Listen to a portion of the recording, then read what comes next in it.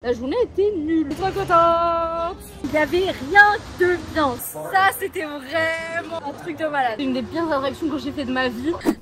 Elle commence bien notre journée. On est là à cacher le stabilisateur dans des arbres. Il y a quelqu'un, il va pisser dessus. Ne t'inquiète pas, ça va bien se passer. C'est trop une dinguerie. Allez. M'a saoulé, hein. J'espère que le parc il est bien parce que franchement. Ils m'ont saoulé. Tu vas où? C'est de l'autre côté. Ça m'a saoulé, je rentre. Yo l'équipe, aujourd'hui on est à Six Flags Magic Mountain. C'est un parc que les attends de découvrir depuis super longtemps, donc j'ai vraiment trop hâte. Je suis trop contente de pouvoir faire Twisted Colossus notamment. Et en vrai, il y a l'air d'y avoir vraiment plein de coasters. Et déjà de ce qu'on voit dès l'entrée, ça a l'air joli. Alors qu'on pensait qu'il y aurait zéro décor.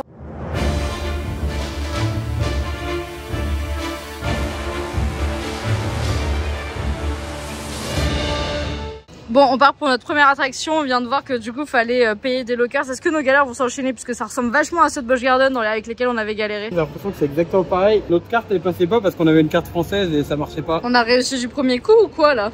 Je dirais, hein.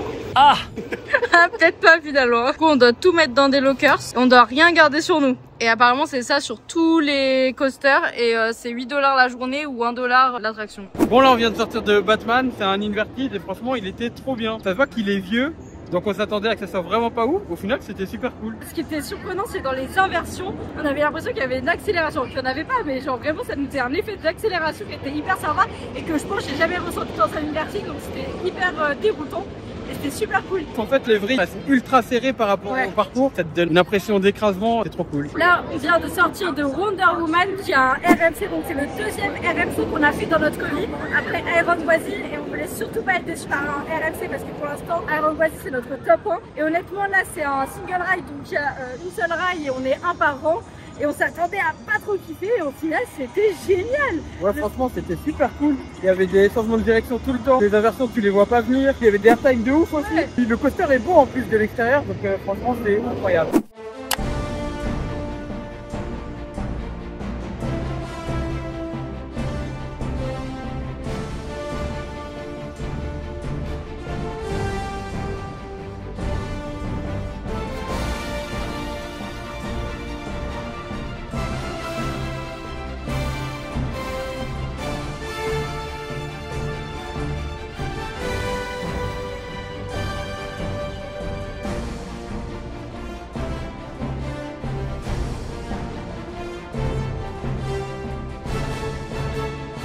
Par contre, on va pas se mentir, il vibrait un petit peu. Ouais, il vibrait un petit peu quand même. Mais c'était pas une vibration désagréable. On va dire que ça retire rien au fait qu'on a kiffé le coaster. Sans vibration, il aurait été incroyable. C'est sûr. En tout cas, c'était super cool. J'ai hâte de voir le reste. Et ça nous réconcilie un petit peu avec le parc parce que notre expérience du début, elle nous a pas trop donné envie d'aimer le parc. On va pas se mentir. Ouais, clairement.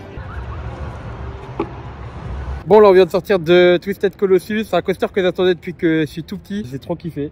Ouais, clairement, on va pas se mentir, il était génial. On l'a d'abord fait au dernier rang, puis après on l'a refait directement après au premier rang. J'ai 1000 fois préféré le premier rang.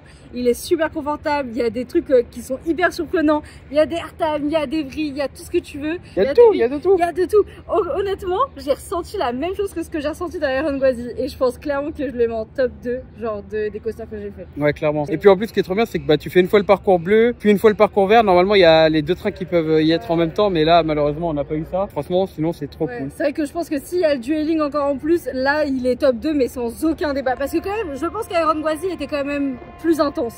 Mais c'est génial, genre vraiment, merci RMC. Genre, c'est non, mais vraiment. C'est une dinguerie. Ils sont trop forts. Ils sont trop forts. Trop forts RMC, genre c'est waouh.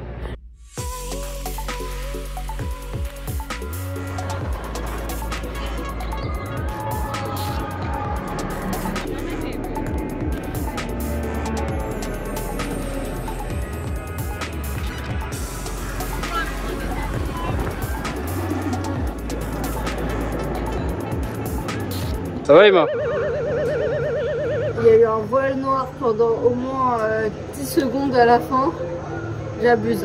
6 secondes.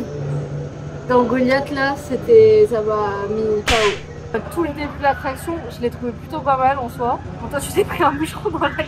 Oui, ça arrive de se prendre un moucheron dès la première descente, c'était pas cool. Dans mon œil en plus, ça faisait mal. Est-ce que t'as apprécié quand même? Ouais, en vrai, c'était cool le début. Et à la fin, par contre, ouais, il y a une hélice, donc c'est vraiment un virage très serré qui fait un tour entier. Vraiment, on a eu un voile noir tous les deux, on voyait plus rien, on était en waouh. Sachant qu'il fait 35 degrés et j'ai jamais eu un voile noir aussi long, genre il m'a vraiment... J'ai eu l'impression que mon cerveau, il y avait genre, il y a mon cerveau, il y a des câbles et qui sont faits comme ça avec les câbles. Et du coup, pour ceux qui ne savent pas, un voile noir, c'est quand la force centrifuge elle est trop importante, bah, le sang, au lieu d'être dans ton cerveau, il va dans tes pieds. Et du coup, bah, ton cerveau il est moins irrigué, donc tu vois moins bien. On va faire une montagne russe où on est debout. T'es debout, toi?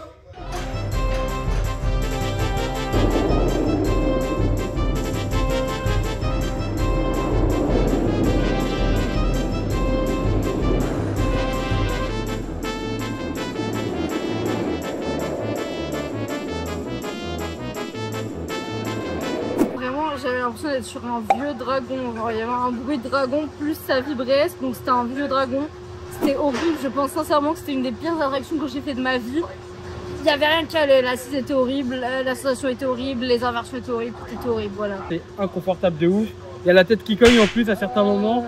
Franchement, il n'y a rien qui va sur ce coaster. Mais pourtant, en vrai, il est pas violent, hein, mais genre c'est juste le fait d'être debout, ça rend le truc inconfortable. Franchement, je sais pas, le debout plus le harnais. Ouais, le harnais il est nul aussi. Mais pourtant, on a déjà fait un coaster où on était comme ça debout et l'assise était plutôt pareil sur Pipeline à SeaWorld Orlando. Et c'était trop bien, mais là, rien à voir. Genre, en fait, je pense que le problème, c'est les inversions.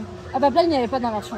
Il y a moyen. C'est peut-être ça. Si, il y a une inversion à Pipeline. Ouais, mais c'était une inversion, c'est une grille, genre, c'était pas un... Ouais, mais il y en a aussi des vrilles ici, elles sont violentes. Beau de loin, mais loin d'être beau. Mais moi, ce que j'ai kiffé, c'est le looping qui passe au-dessus de la montée. Le looping incliné et tout, franchement, c'était super beau. Par contre, le parcours, il est long, il est vraiment long. Il y a des coasters où vraiment on se dit le parcours, il est court, on aimerait bien en avoir plus, mais alors là, on aimerait bien en avoir moins. Ici, ça dort. Hein. Bon, là, on va aller faire un coaster où on fait la course. Franchement, ça a l'air trop bien, étroite. Ouais, grave, ça donne envie d'en vrai.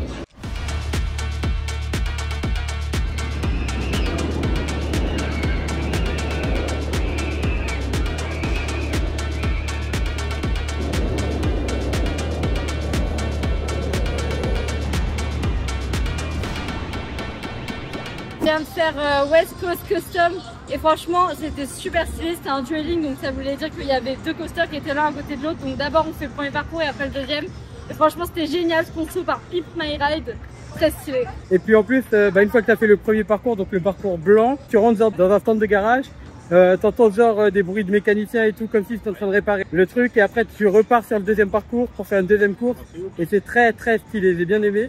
Ouais. Par contre avec la chaleur ça nous a un peu tabassé, j'avoue. Ouais bah on avait encore des voiles d'absence là. Quasiment tous les coasters là c'est un peu relou, mais je pense que c'est lié à la chaleur. Le coaster il est super beau, que ce soit à l'intérieur ou à l'extérieur. On voyait encore mieux le deuxième train quand on faisait le deuxième parcours, c'est très stylé.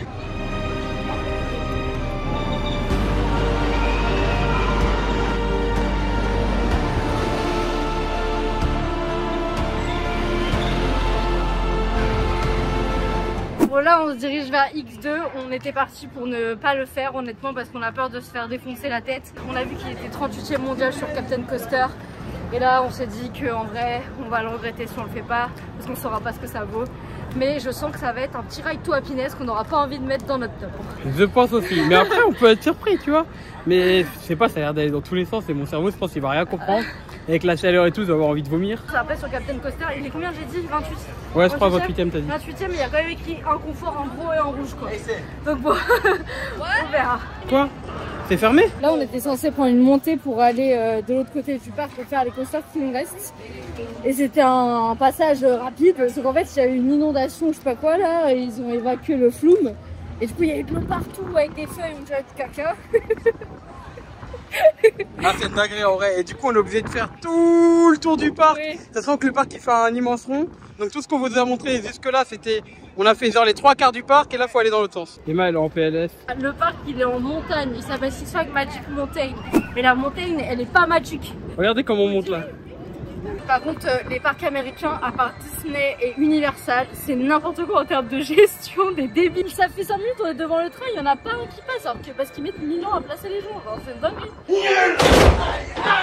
Nul. Ah, vraiment, ils sont là, ils prennent tout leur temps des heures pour déverrouiller les harnais. Après, il y a tout le monde qui sort de l'attraction, ils attendent un peu, ils ouvrent les portes, Du coup après il y a les gens qui rentrent dans l'attraction. Après ils attendent encore un peu. Après ils vérifient les harnais. Après ils attendent un peu, ils font en mode est-ce que vous êtes prêts? Ouais. Est-ce que vous en voulez encore? Ouais. Et après ils lancent le train. Mais ouais, je lançais le train direct. En fait là ça va parce qu'il n'y a personne dans les parcs, donc honnêtement on le vit bien et tout va bien, mais en fait tu t'imagines une journée full, tu te dis mais ça doit être horrible, et surtout que bah, en France on est habitué au parc Astérix, à Disneyland Paris, où là bah, tout va vite, tout doit être timé, et là bah, on est surpris, enfin ça ressemble pas à ce qu'on connaît quoi. L'entrée elle est jolie. L'entrée elle est trop belle. L'entrée elle est super belle. Et honnêtement, enfin vraiment je m'attendais pas du tout à ça en termes de déco là, Six Flags. Là il y a des trucs quand même partout, regarde là il y a des saloons, des trucs un peu enfin comme ça là, même l'entrée elle est stylée. J'avais des trucs un peu quand même. Clear one. Clear one. Base coverage up 2 on time. Let's go, please. Here we go on top, top, top, top, top, top, top, top, top, top, top, top, top, top, top, top. Everybody, enjoy. Ça serait drôle s'ils étaient bons, hein, mais ça fait vraiment 10 minutes qu'on attend devant le train. Hein. Oh yeah. Vraiment, ils font tout sauf envoyer les trains rapidement, ça me casse les couilles.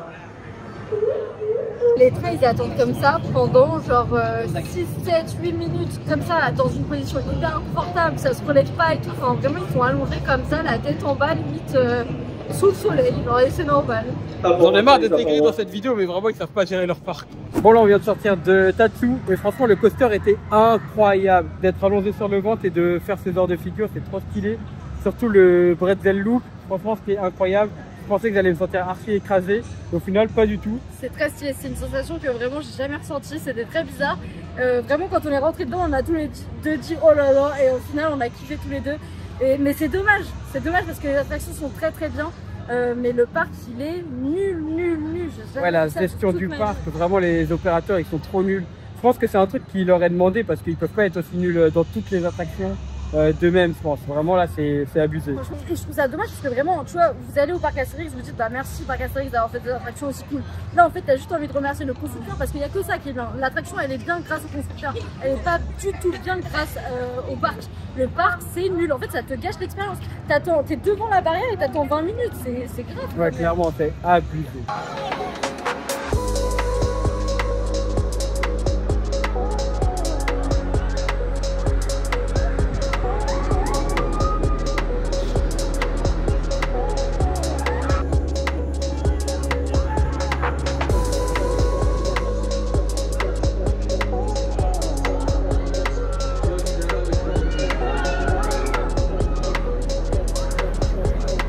Alors là, on vient de sortir de Full Throttle et ça, c'était vraiment un truc de malade. Genre. Ouais, franchement, le launch il envoie de ouf. Après, il y a un looping genre hyper haut avec une vue de malade. Ouais. Genre, tu vois tous les coasters, les montagnes et tout. Il est tellement long et tellement grand que t'as le temps de tout voir. Alors d'habitude, dans un looping, tu vois rien. Ouais. En plus, il est fluide le looping. Ouais.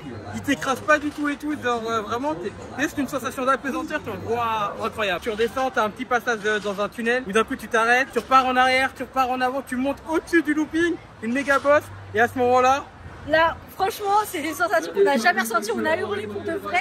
On s'est senti genre éjecté. Genre, on a eu un airtime, on a eu l'impression qu'on allait sortir du train tellement il était dingo, genre.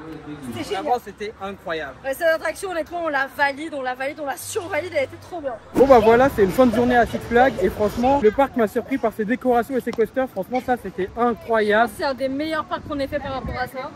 Par contre, c'est aussi... Pas décoration. Décoration, en vrai, non, pas décoration. C'est mieux que ce qu'on imaginait, mais c'est pas non plus le meilleur parc niveau décoration. Donc, franchement, c'était sympa. Niveau coaster, je pense clairement que c'est un des meilleurs parcs qu'on ait fait. Peut-être au moins dans le top 5, je pense. Par contre, niveau gestion du parc, c'est sans aucun doute le meilleur parc qu'on ait fait. Ils ont 0 sur 20. Mais il n'y avait rien de bien. Genre vraiment toutes les attractions, ils étaient lents. Enfin, en fait, c'est dommage parce que ça gâche l'expérience. Parce que ce parc-là, avec une très bonne gestion, bah, c'est un parc excellent en fait. Ouais, clairement. C'est dommage. Puis même la sécurité avec le stabilisateur et tout. Là, on va devoir aller le rechercher dans des buissons. J'espère qu'il est toujours là parce que on l'a mis ce matin il y a plus de 6 heures, je crois. Oui. Et donc, j'espère qu'il sera toujours là. En tout cas, n'hésitez pas à liker, commenter et partager si vous avez aimé la vidéo. Bon alors, est-ce qu'il y a toujours le stabilisateur? Eh bien, je ne crois pas. Le stabilisateur n'est plus là. Je te promets, il y a plus stabilisateur, mec. Je te jure, il n'y a plus stabilisateur. J'ai envie de rigoler alors que c'est pas drôle. Il faut rigoler, vaut mieux rigoler que de pleurer. Donc du coup là on vient de retourner aller chercher notre stabilisateur et genre vraiment là je suis en train de rigoler de nerfs parce que je viens de faire toute la procédure pour essayer de le retrouver et bah évidemment il a disparu, genre je trouve ce qui ne pourrait pas arriver parce que regarde le film où est-ce qu'il était genre. Il était derrière tous les buissons là-bas, genre, vraiment un endroit où personne ne va. C'est ça, à part quelqu'un qui va faire des trucs bizarres dans un buisson, il n'y a personne qui allait là-bas. Vraiment regardez l'endroit où on l'avait caché, genre c'est derrière des tuyas. Il n'y a vraiment aucune raison, enfin derrière des buissons, en tout cas personne n'aurait une raison d'aller là à part s'ils nous ont vu les cacher quoi. Il était sous ça. Je pense que c'est le mec à la sécurité qui nous a bloqué ce matin qui allait le chercher parce qu'en plus le mec il l'a croisé en allant là-bas. Il était en mode ah vous l'avez perdu, ah mince, bon bah après il me dit bah de toute façon même si on l'a trouvé on peut pas vous le rendre parce que c'est en dehors du parc. Bah oui. Donc, il va faire ses meilleurs vlogs avec le gars. Ça. Déjà cette journée était nulle. Il n'y a que des bons coasters dans ce parc, mais sinon la gestion est nulle, les employés sont nuls et on a perdu notre stabilisateur. Pour ceux qui ont déjà regardé nos vidéos, en vrai, même quand ça se passe mal, genre on est toujours joyeux, on essaie toujours de trouver le positif. Genre quand on était à Port Aventura, la journée elle était pas dingue et pourtant on rigolait, on avait le sourire et tout.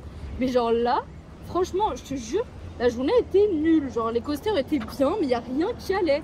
Bon, c'est pas que j'en ai marre, mais je suis un peu fatiguée. Franchement, personne ne va faire le ménage derrière les tuyas. Il y a forcément le mec qui nous a vus qui est allé le chercher.